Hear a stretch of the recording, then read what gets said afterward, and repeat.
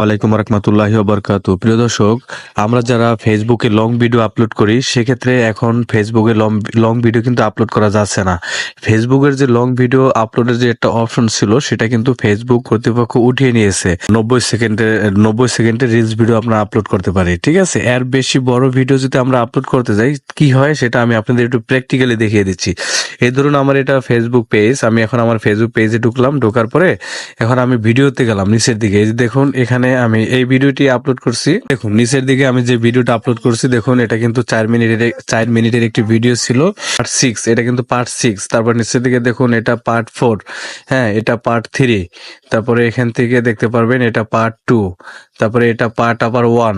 হ্যাঁ, তো এভাবে করে মানে ভাগে ভাগে এটা আপলোড হয়েছে। একটা রিলস আকারে ভিডিওটি কিন্তু আপলোড হয়েছে। এখানে ফুল যে লং ভিডিও একটার মধ্যে সেটা কিন্তু আপলোড হয়নি। আমি একটি ভিডিও আপলোড করলাম লং ভিডিও, সেটা যদি